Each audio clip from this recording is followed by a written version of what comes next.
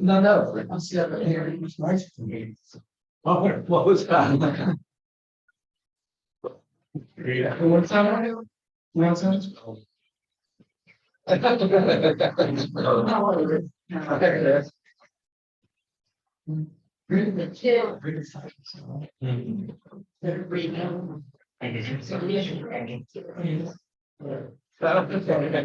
No.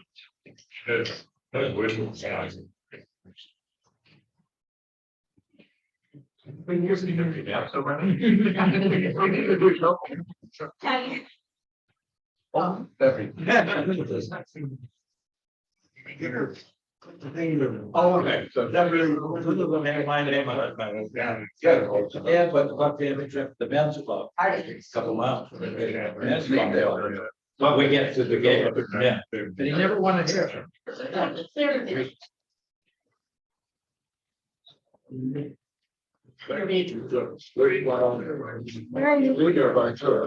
Very good.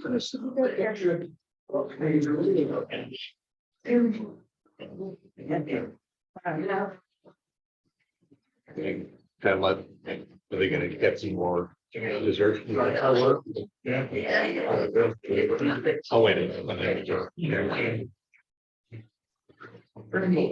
Oh, wait.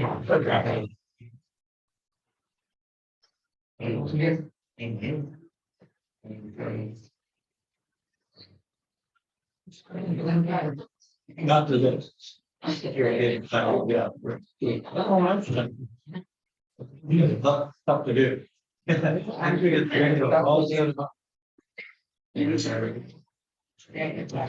is just some. You know, the devil is protected was too far back. Good afternoon. There we go. Good afternoon. Hello, welcome.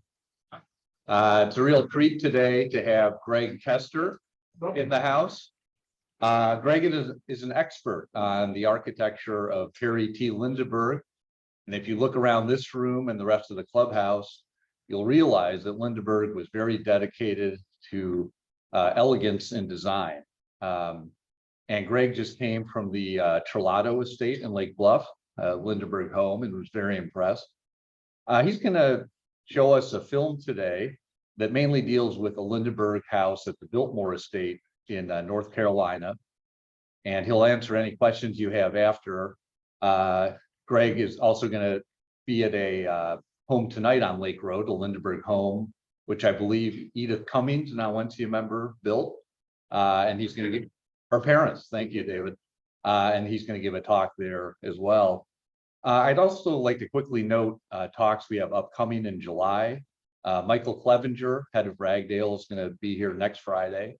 Pat Goss, director of Northwestern Golf, who his protege, Matt Fitzpatrick, just won the US Open. He's going to speak July 10th. And we have a special event at Gorton on July 17th. Charlie Potter is the executive producer of Wings Over Water, an excellent film that has been released around the country. But anyway, speaking of special events, we have Greg here. We're very happy to welcome him from North Carolina today. And Greg, take it away.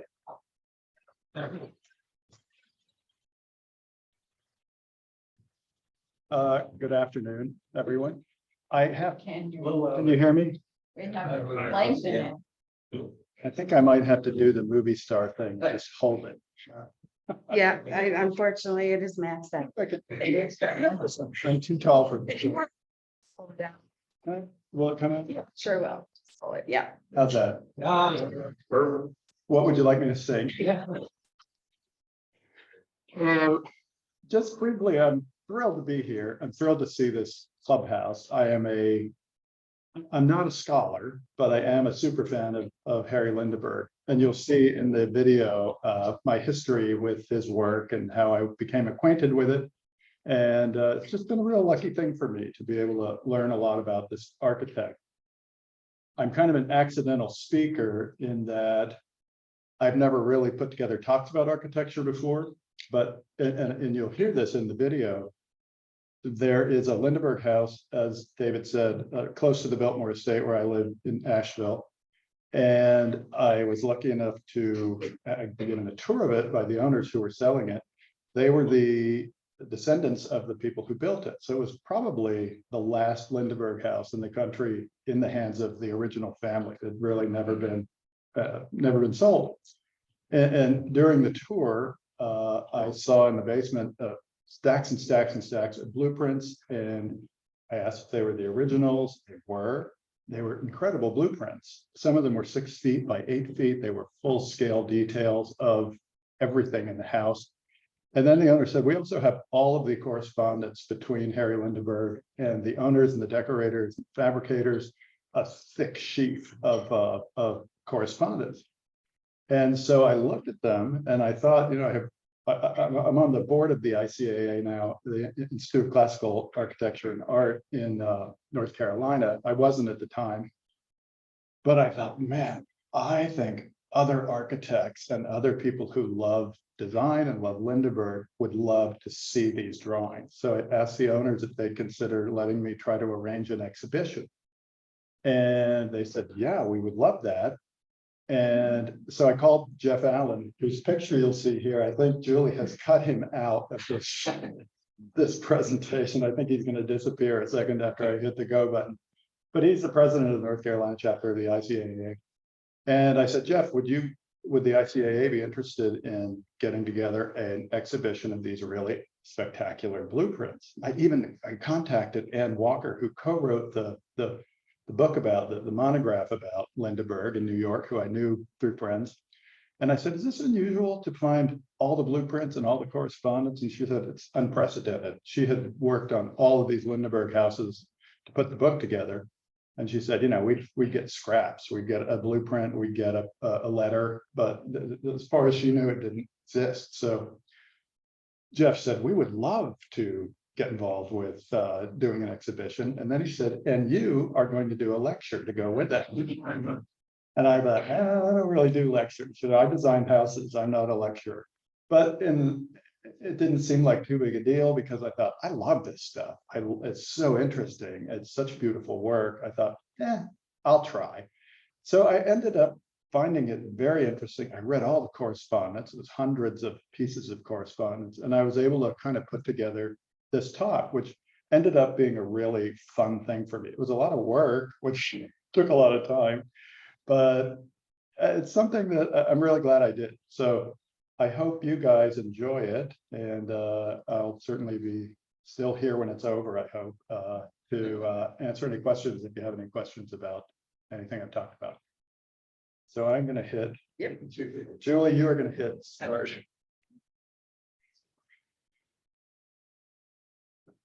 I was delighted to be my friend Jeff Allen, president of the Institute of Classical Architecture and Art, North Carolina chapter, to relate a story at a little scale of house here in Nashville, one art I've loved for a long time.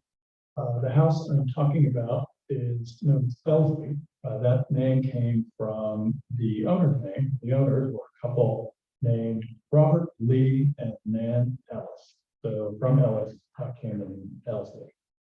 The architect was Harrie T. Lindeberg, and the house was begun in 1926, completed in 1928. And it's located in Biltmore Forest, village of Biltmore Forest, I guess, town Biltmore Forest here in Nashville. We'll look at a couple of pictures of the house just to give you some familiarity with what we're going to be talking about. It's a Georgian house, primarily clad in stone, 5-bay layout with hyphens and additions beyond those hyphens. The interior rooms we're looking at are actually from the real estate sale of the house a couple of years ago. And we'll talk about some more of these interiors and some of the details as we get on. First, I'll talk a little bit about Harrie Lindeberg and my introduction to it. I studied architecture. I got my master's at the University of Virginia. And while there in the architectural library, I discovered a great old tome, a monograph of his, showing a picture of it. It's later a reprint. They had the original in the library. Beautiful, big, heavy book. I got it out and discovered I found one of my favorite architects. I kept the book out basically for my whole time in grad school. I really learned it forward and backward, and became a fan of it. Fast forward to finishing grad school, I moved back to New York right away before that, and started working for the firm of Johnson Wanzenberg. A great firm in New York, and about a year into my tenure there, I was made the project architect on the job of renovating and adding to Harrie T. Lindeberg's own house on Long Island. I knew that house well from the monograph, so it was just an absolute thrill for me to experience it in real life and to work with the owners who were very sensitive and appreciative of the brilliance of their house, to bring it up to modern standards and do all those things that we do with all houses, rip out all the servants' rooms, and put in the family rooms and kitchen rooms. And we really tried to keep the house as pure as possible in the main parts. So that was a thrill for me. The architect himself, Harrie Lindeberg, I'm just going to show you some images now. I think most people who appreciated 1920s residential architecture in America know about Harrie Lindeberg. He worked very widely. I won't say all over the country, but he had pockets of success. He worked in Lake Forest, Illinois, suburb of Chicago. Did a number of beautiful houses there, as well as a clubhouse for the Onwentzi Club.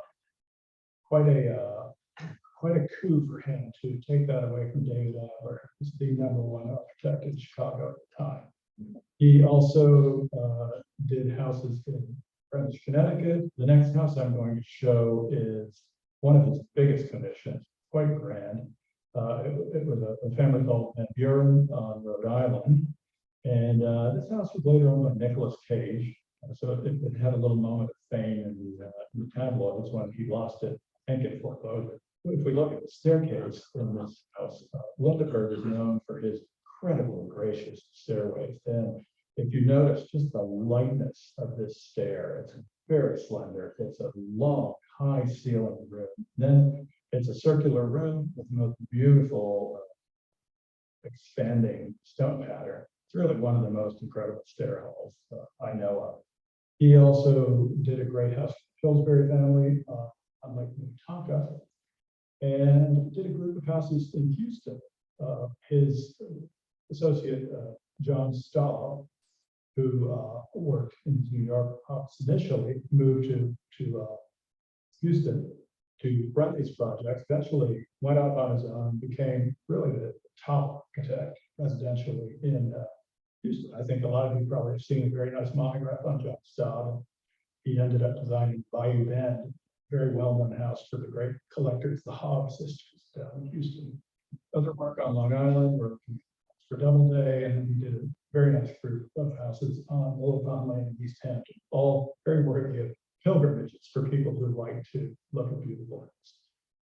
When working on the house, Lindeberg's own house, was one of the things that was most delighting on the details. Was beautiful fan light over the front door with a lantern built in, all of iron, and quite stunning, really.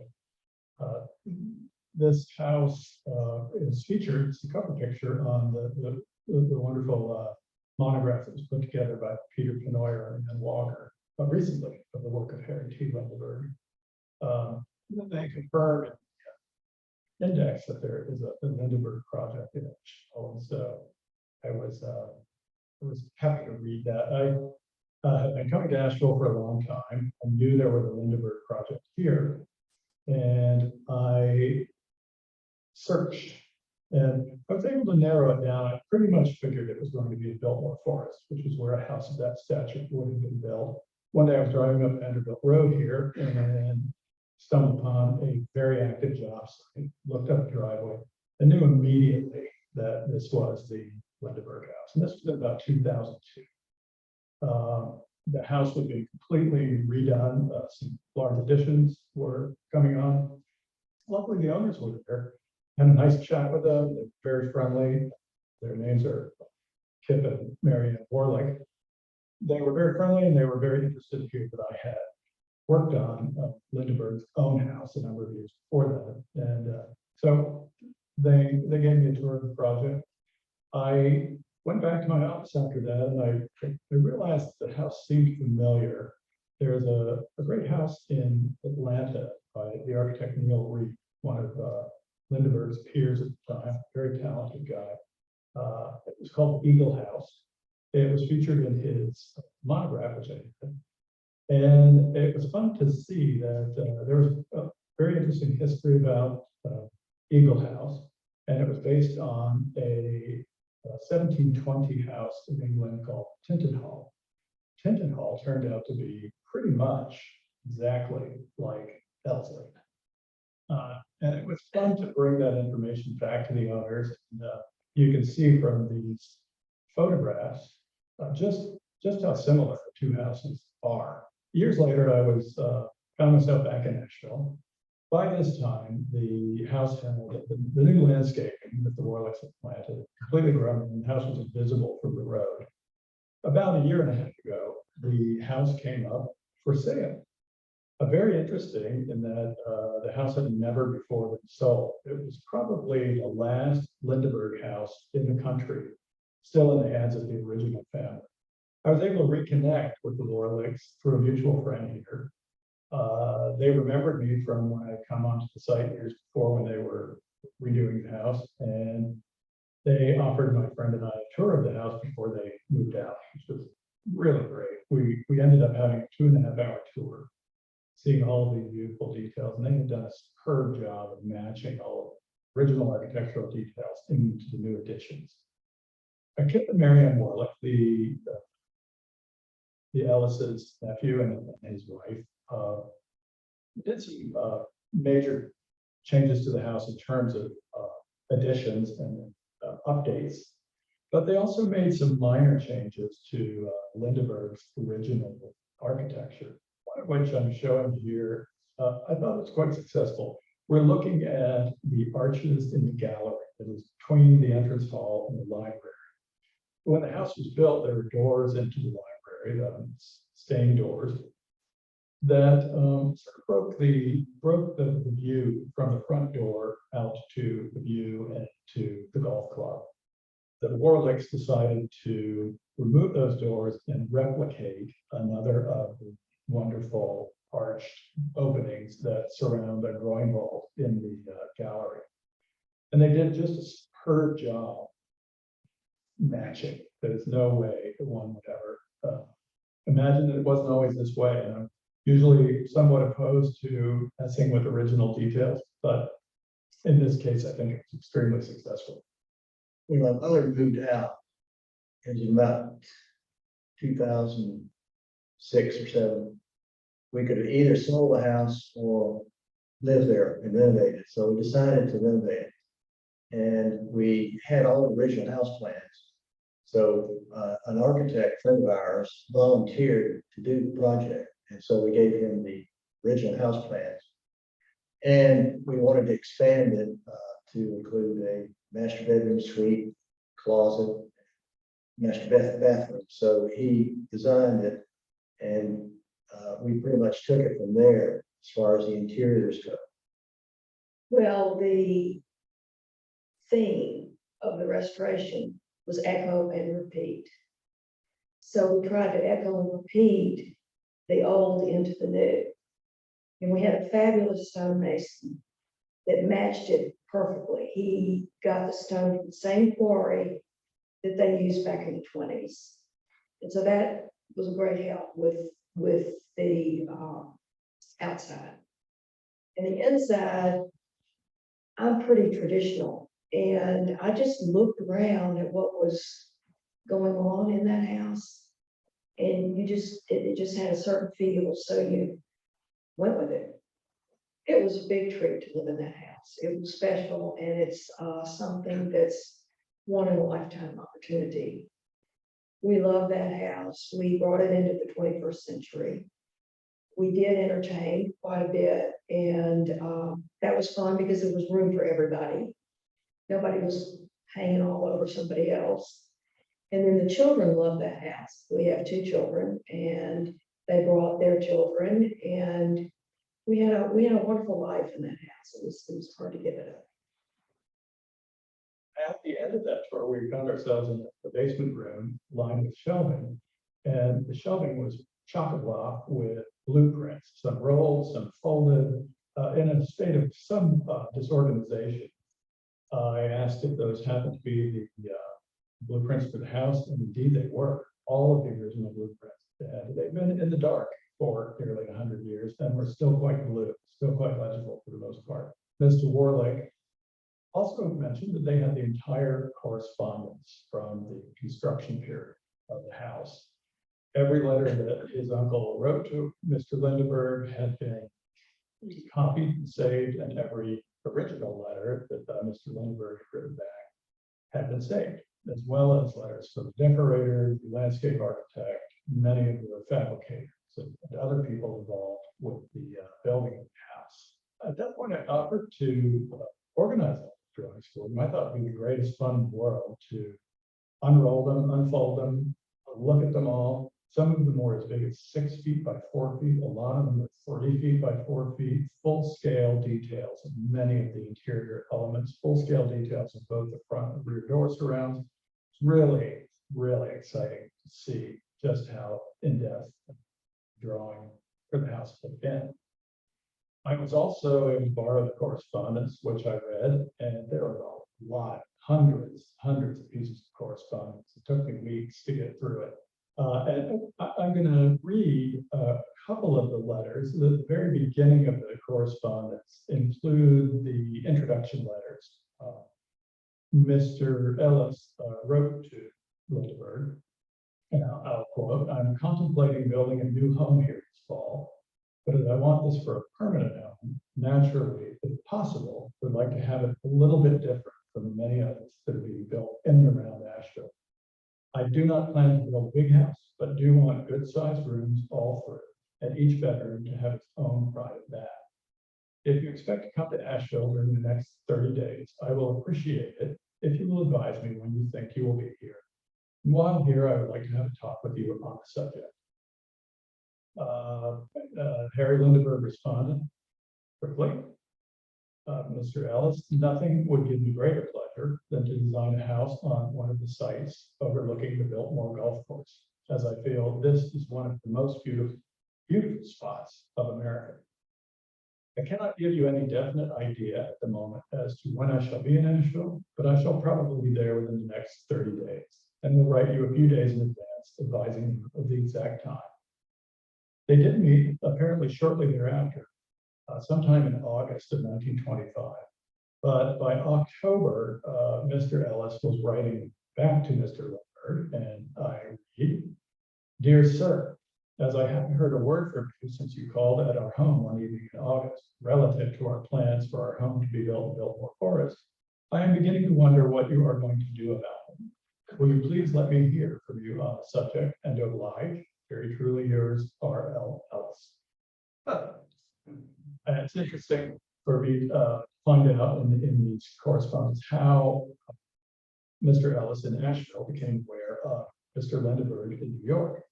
At the time, Harrie Lindeberg was designing a clubhouse for the Asheville Country Club.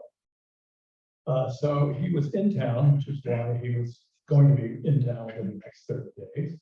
He was also working on a house for Governor Morrison and his wife in Charlotte called Moorcroft. I think a lot of Charlotte listeners will know about Moorcroft. It's a beautiful house, very well known in Charlotte. It was eventually, the estate was eventually broken up, and it's now at the center of a large, very nice housing development. The first group of blueprints I'd like to look at are elevations of the house. The front of the house sits at the crest of a hill, and it's a little bit more picturesque. One can see how the garage wing to the far left drops. There's a lovely, initially there was a lovely wall that really connected this garage wing right down to garden level. At the back of the house, which faces the golf course, almost its more formal and more viewed elevation is sited on a perfectly flat piece of property. There's a great stone terrace back there. And then we can see from the sides again, that sort of difference between the grading at the front and the back of the house. I think these drawings are just particularly beautiful because of that lovely blue with the white delineation. They're so charming to look at. The next drawings are simple plan drawings. You can see, I hope, that the house it is very symmetrical. There's a strong axial relationship when one walks through the front door, through the stair gallery with the curving stair to the left. The second floor is only over the main block of the house. Very straightforward, 4 moderately sized bedrooms. It's funny, in this house, there's not a grand master bedroom. The Ellises had separate bedrooms from the very beginning, and they each had a rather moderately sized bedroom with a rather moderately sized bath, and then there were 2 further bedrooms with bath. There was also some servants' quarters over the garage that don't show up on this particular drawing. I always enjoy looking at building sections, and some of the building sections from this set of drawings were really, really exciting to view. This first one is showing an elevation of, I believe, the north side, main block of the house. It's cutting through the very slender addition, and it's the pantry and the kitchen. This next one is just chock block with information. You can see it's cutting through the stair hall, also showing the layout of the chimneys. Most of the major rooms, I should say all of the major rooms, have fireplaces. And the chimneys were quite trickily designed to allow flues to bend this way, to end up in 4 separate chimneys that are symmetrical on the roof, and quite impressive, and really anchor the house from the exterior. The building section we're looking at now, I found very interesting, particularly having worked on Lindeberg's own house in Long Island. He often used scissor trusses in rooms with vaulted ceilings. His roof slopes were often quite steep, depending on the style of the house he was working on. And in this particular house, he wanted the vault of the interior room to be at a lower slope than the main building roofs. This he'd also done at his own house on Long Island, which had much steeper roofs. It gave the rooms a more cozy aspect, let's say. There was another great thing that just comes to mind in that house of his own on Long Island. There was a great circular bay in the living room in that house, and I had to measure it. And I discovered that in the very center window of the bay, which appeared to be the exact same size as the other 9 windows, I think, the panes were about an inch wider. And I read a little bit about it, and I understood that the eye does sort of an optical illusion, and the eye will actually cause the center panes in the window like that to look smaller than the other panes. And Lindeberg somehow knew about this, extended and widened them so that they looked absolutely perfect. Something I've never actually been able to do in my practice, but I thought it was pretty cool. Ellerslie, in particular, now has new owners, Paul Foster and Heather Hanks, and their children, and they are very committed to maintaining the house as it has been maintained by the Ellis Warlick families for the last nearly 100 years. My name is Paul Koester, and I bought this home a little over a year ago. I'm from Washington, D.C., and my wife and I were looking for a home that we'd be happy in. And we saw this home, and it really spoke to us. So we were fortunate enough to be able to buy it. The house itself really kept coming back to me after we first saw the house. The first thing is the stairwell right here and the shape of it. I kept thinking about it, and it has a great aesthetic.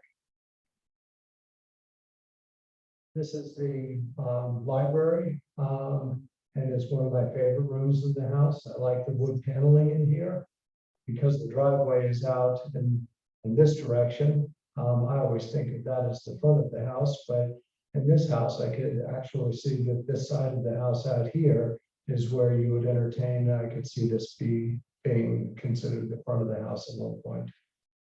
Lindeberg the architect for this house, one thing that he was very particular about were the fireplaces and getting old fireplaces. And as you can see, it's marble. A lot of the houses, fireplaces are made out of marble. They're very ornate and intricate. I do know that in the sunroom behind us, that this fireplace is a 16th century fireplace that he found in England. And now we talk a little bit about the construction period. We're looking at a picture of the house under construction, typical job site, I think, at that time.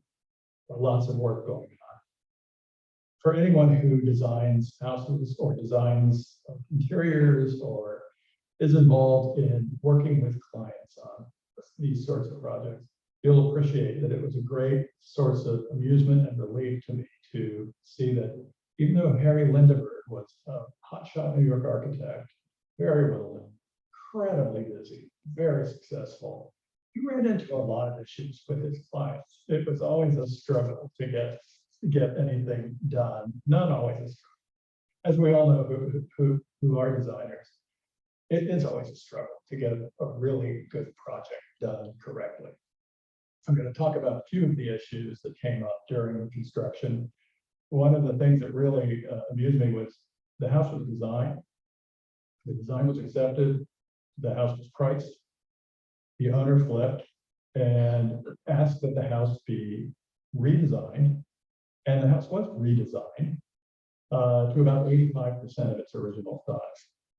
They also did what we now call value engineering with regard to some of the materials, some of the finishes, although for the most part, they did not scrimp on materials and finishes. It was really just this one big move of shrinking the house, which I've done more than once in my career. Sometimes the houses get better when you've done that. There were a couple things around the staircase, and we know from some things I've already said, Lindeberg was a master stair designer. Mrs. Ellis felt that perhaps the stair was a little too narrow and made that point clear to Mr. Lindeberg. He responded, and I'm going to read a note that he sent back to Mr. Ellis.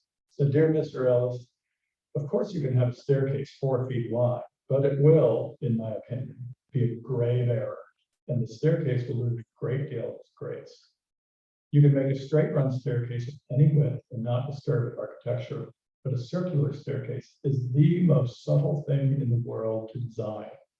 I wish you would please leave this to me," which they did. Luckily. There was another problem with the staircase in that, for the same reason that Mrs. Ellis was concerned about the width, it had initially been designed, as most stairs are, with balusters sitting at the outsides of the treads, but on the treads.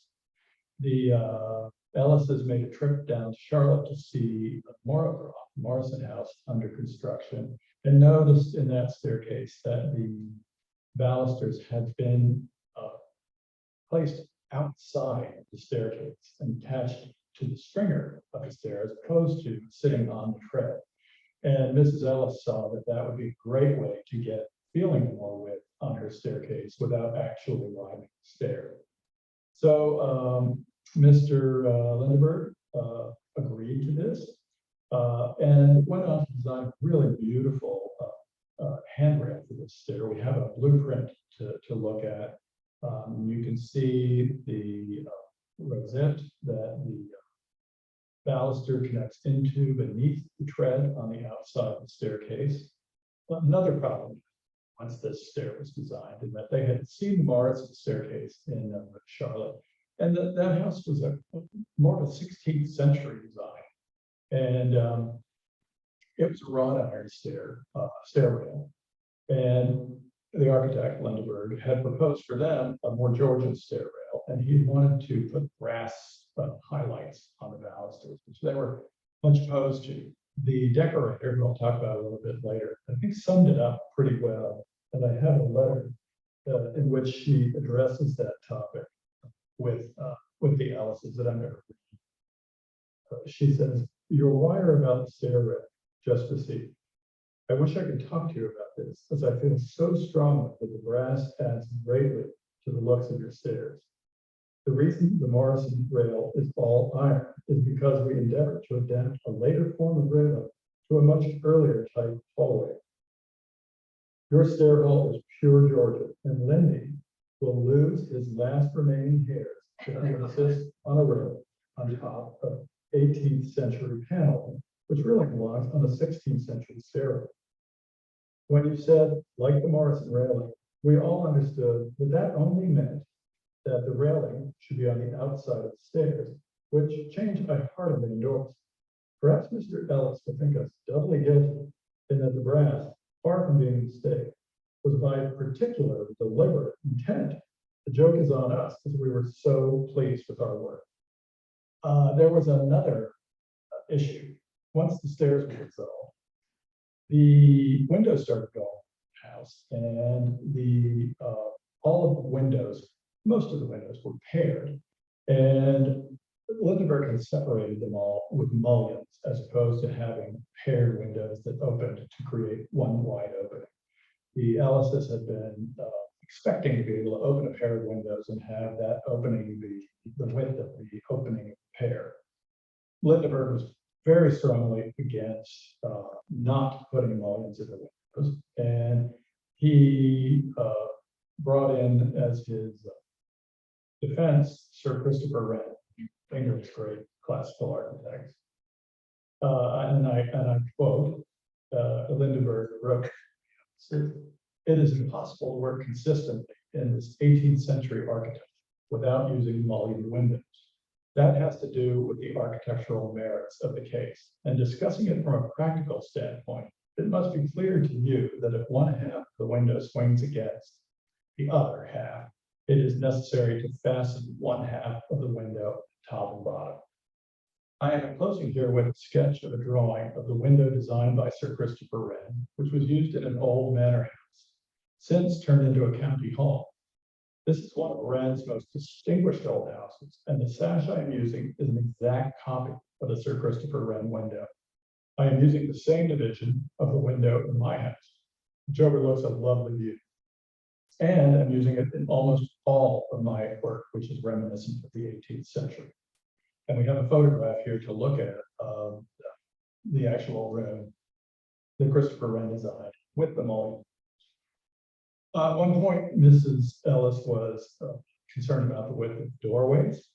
She wanted to increase them from 3 feet 8 inches to 4 feet. Lindeberg responds, "I know that Mrs. Ellis wishes to have doors as wide as possible and yet kept in proportion. And I am increasing the width to 3 feet 8 inches, which will make a door wide enough for 2 people to walk through abreast.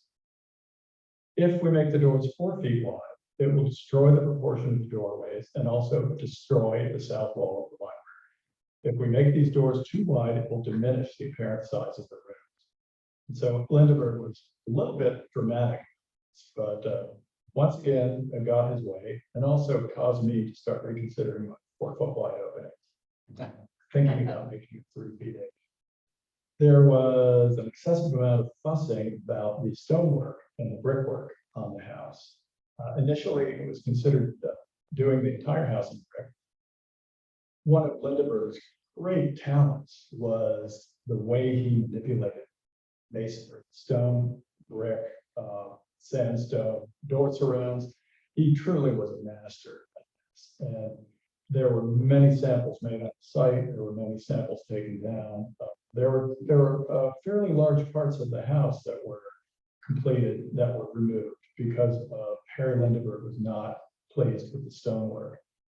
There were many notes that passed between New York and Asheville, trying to get this right. As I mentioned, a couple of trips down.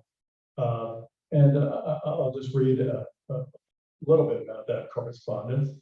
Overlaying of stone, we are trying to get the proper effect without making many changes, but it is necessary to get the proper texture at the start as corrections become more expensive higher up on the wall. Also, any parts that are wrong will be more obvious. Mr. Lindeberg went over this sample and instructed your mason on several points, which he seemed to understand, particularly on tightening up the vertical brick joints to give this feeling of long strata.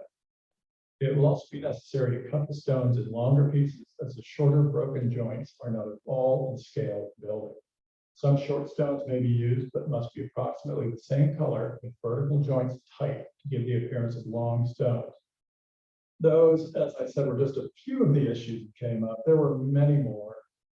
There were a few amusing things that popped up in the correspondence. The first of which was a personal note from Mr. Lindeberg to Mr. Ellis, that they had a very, very professional relationship. At one point, Harrie Lindeberg wrote to Lee Ellis and said, you will be interested to hear that I've inquired at several of the big soda counters in New York regarding the sales of Coca-Cola. And the fountain clerks all agree that it is the most popular of all the drinks.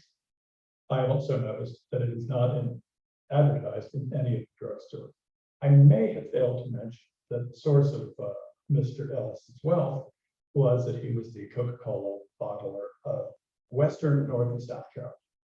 And the last of the little issues that did not go through, Mrs. Ellis had talked about having kind of a cover made for her toilet, which I think were popular at the time.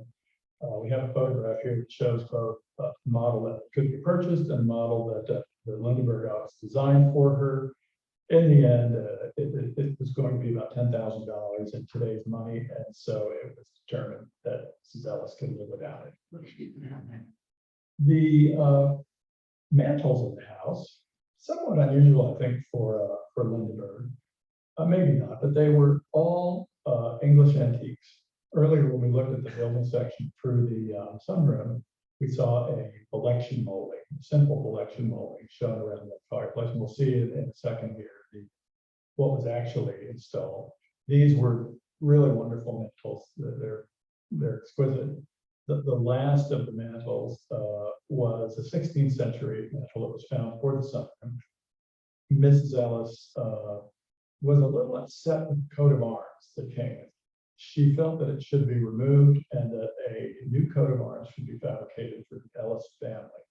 But Mr. Lindeberg, very upset with that notion, and cautioned her and said, no, this is very valuable, it's a very special antique, and it should not be tampered with. So it was not tampered with. Now let's look at a few more blueprints. Some of these we have the blueprint and then followed by a photograph of the actual detail that was built from it. In the living room, the over the doors are beautiful consoles, bracketed over doors, I might call them, beautifully detailed. And we can look first at the blueprint. This wonderful photograph by Phil Goodwin, our trustee ICA and Charlotte Amber, who came and photographed details of the house, but provided these great shots. We now are looking at a blueprint of a very fine cabinet. It was a kind of an afterthought. Mrs. Ellis asked for while the house was under construction, and the Lindeberg office sent it down. A very pretty display cabinet right next to the dining room with a shell motif, a very pretty bracketed display shelf, and just a very delicate, lovely thing. Here's a cut through the standard eave and rake. The house has concealed gutters, which I think eventually, as they almost always do, caused problems for the owners. But they're beautiful. We'll see a picture of them in situ in a little while. And then we have a blueprint detail looking at the cornice in the living room. Beautifully drawn modillions, egg and dart molding. We see it in both plan and elevation. Then we are looking at a little more technical drawing through a typical wall section through a window.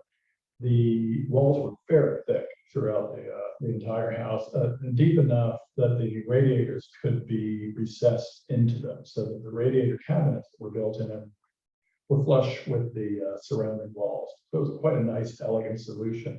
Most of the windows had curtain pockets, and it also sort of streamlined the whole house, and it gave it a slightly modern feel, just to show the depth of the detailing in this place. Even the leader bands for the drain pipes were custom designed in the Lindeberg office, and these are reeded, and they are copper, And we have a photograph here. You can see hopefully one of these little meter bands holding the drain pipe in the corner. You can also look up and see the concealed gutters. No gutters up there, really clean, really elegant. I wish I could show you the blueprints for this doorway at the front of the house, the main entrance to the house. They're beautiful drawings. Unfortunately, they don't photograph very well. For some reason, they faded more than many of the other drawings. It's sort of a simple looking surround until you really get to experience it in 3 dimensions. And if we look at the photograph, you can see the casing around the front door is a cove, it's a reeded cove.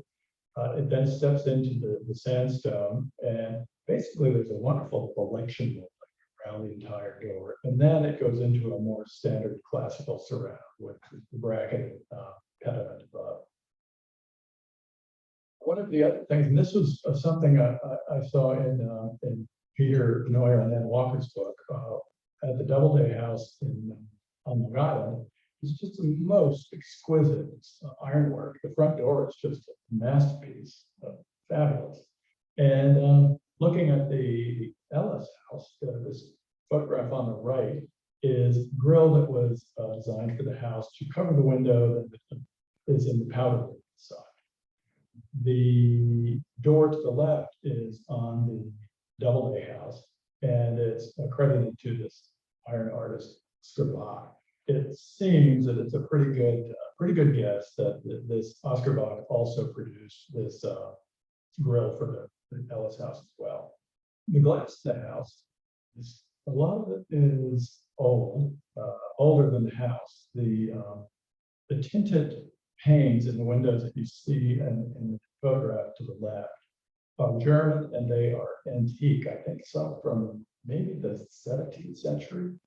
The idea when the house was built was that all of the windows would have these features just to bring a little bit of color into the subtlety into the windows. The cost of it ended up being prohibitive. And so they were just used in the sunroom, but they're really wonderful, very subtle. The new owners told us that they don't open those doors on the advice of the old owners because of that glass is so old, they really don't want to risk ever having a broken pane. But there is a lovely grill in the second floor of the stair hall. It is noted in the correspondence as having come from Philadelphia, but it's not noted as to who made it. Given that Samuel Bellam's wonderful ironworks were located in Philadelphia, seems like a very good chance that this is work of Yellen. He was working for virtually every architect in New York and all over the place, actually, at that point in time, doing this sort of thing. So I'm guessing it's Yellen. And then in the sunroom, we'll see one of Lindeberg's real favorite details, the rope molding. It was featured at his house on Long Island, all over the place. We matched it. We sort of enlarged versions of it. And it's just a beautiful, beautiful molding. And again, it was nice to see it. It's like seeing an old friend. And let me talk about one more thing about the correspondence that I learned. There were a good bit of correspondence with the decorator project. The interesting thing to me was that Harrie Lindeberg had an in-house decorator, which I'd never known. And apparently she worked on many of those jobs.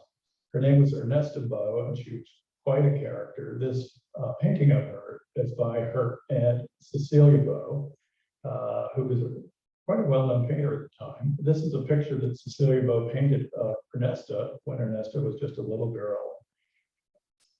Apparently Cecilia sort of mentored Ernesta. She was a spitfire of a child, and her aunt approved. She became quite a society figure in New York, and then became, as I said, Lindeberg's in-house decorator.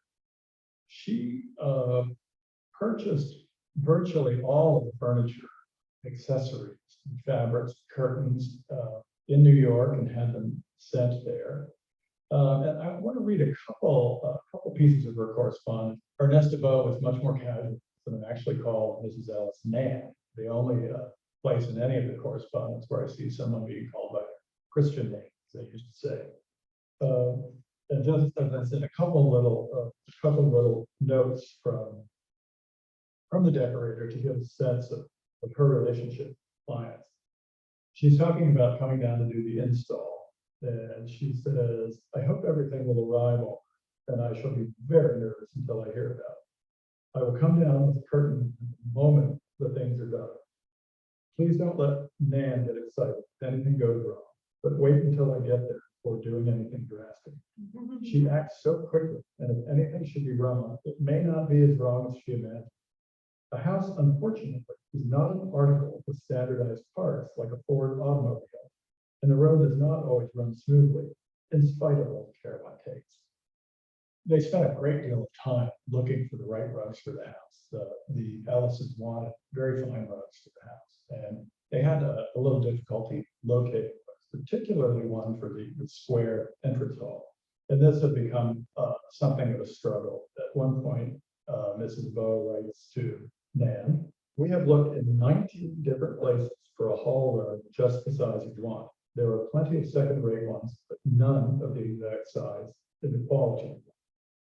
I feel that this is the most important rug in your house, and if it's not right, it will queer the whole works. The thing to do is wait for a good one. It is very rare to find a good Farragon in that size, which is almost square. They're apt to be oblong, which is the reason I originally suggested them using two. However, if we can find one for the place, I agree with you, it would be better. Please don't let some traveler persuade you to buy a rug outright. They can give it to you on approval. In the meantime, I have orders in all over town. I am leaving on Saturday to see my young man. Thank God. Very cordially yours, Bob. So I think you get a sense she was a little more relaxed with clients. They seem to be pleased with her, and I think the house ended up being beautifully decorated.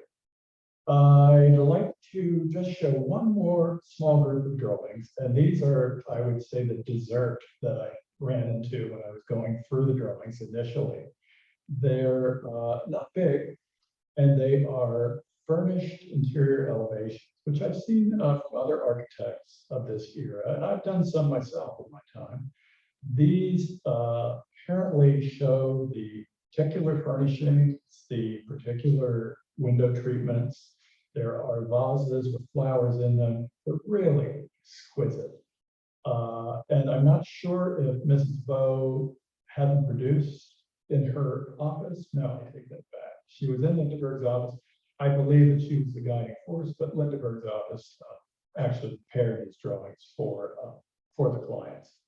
I just had such a great time studying these blueprints, spending time in the house, reading the correspondence, and really getting a feel for Lindeberg himself as an architect and how he worked.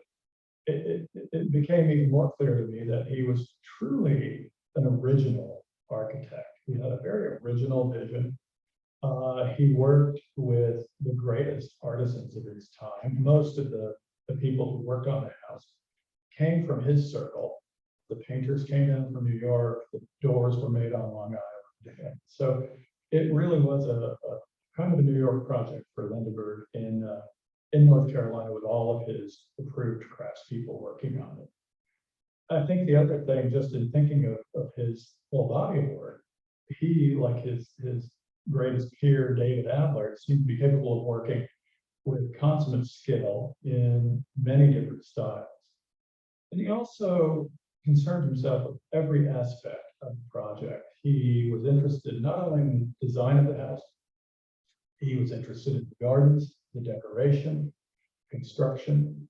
He really, really had a vision for the entire project. And I think it's clear the houses have such a wonderful, rich, complete feel to them. I think he's behind it. The houses he designed were great mixtures of classical, vernacular, Art Deco, architectural styles, and his planning was extremely modern for the time. One of the nice things about that is the houses continue to, for the very most part, to be very happily lived in today. And with that, I will close, and thank you for joining me for this talk.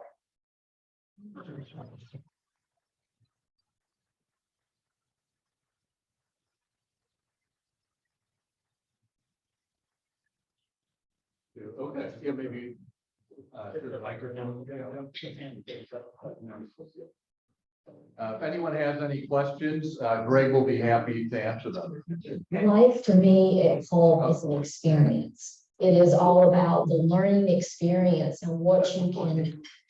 Okay. Early in the film, you were talking about the staircase. You used a term that I can't now remember what it was, but it was something about spacing of the bricks or something in the stairs. Was there something about that? I can't remember what you said. But there was something and it made me, Okay, no. it made me want to try to remember. Son, I wish I could. I can't remember which is deep. Wait. That's okay. Well, one of the things that interested me watching it was a couple of those things I've seen here in the clubhouse. David gave me a tour. The ceiling in the great big center, the big party room here is like those other two. It's a scissor trip. If you look at the slope of the roofs on this building, they're very steep. If you look at the slope of the ceiling in that room, it's quite a bit more shallow. And we also have those same outboard balusters, I think, on the staircase we took to get up here. So there are a bunch of these little signature elements of those watching this that I thought, oh, same thing here in the club. So yeah, Might this room be somewhat like, I'm sure it is, although I bet this lower slope is following the slope of the roof, and then this is faked in. it's like, Yeah, yeah, for sure. and the drawings for this are at the Lake Forest College in this special collection. All the drawings for this place. It'll be fun to see those. No more questions? Well, thanks so much, Greg. Fantastic to have you here, and you're always welcome to come back and enjoy the rest of your trip here. Thank you. Thanks, everyone.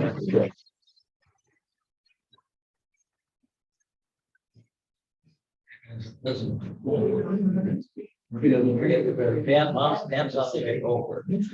There's a president. Yes, we make it this room. No, somebody can take it. Now.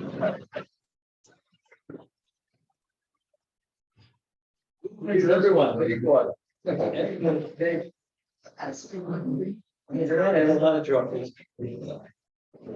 Every glasses, they are fine glasses, they have one tip over the. I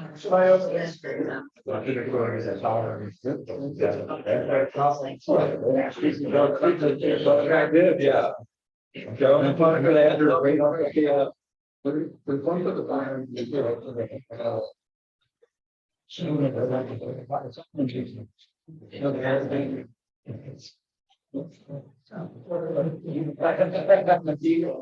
Hope it'll fit on your. Area. Yeah. I might to send it to. I think they will. Oh, I think it's so.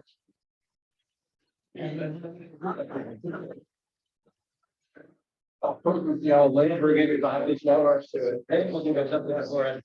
Yeah. No, you not everybody. It's like saying now the game that all. Yeah. See the only one makes it by next star, yeah, it's available. Yeah, no, anyone signs up, you can do like. Okay, or somebody can do it later. Yeah. But I can not find it. It's just no charge. Right. But yeah, some point. And you're gonna be absolutely tomorrow, I believe. So we have a market guy right now, the media. Oh, that one, yeah. Michael, this Friday, it's coming Friday. I might go like, Yeah. we just given a fellowship to bring it up formally incarcerated. I mean, each year for the next 2 years, otherwise. Involved in Chicago with it. So, Is that anything with the president? no, it has to do with St. Leonard Ministry. Oh, right. That's good. Right. Michael, over there, since we knew a little bit. Okay.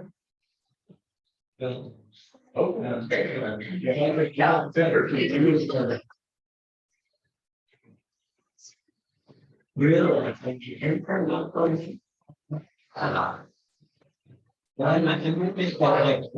Yeah, because if it's the same lunch, right?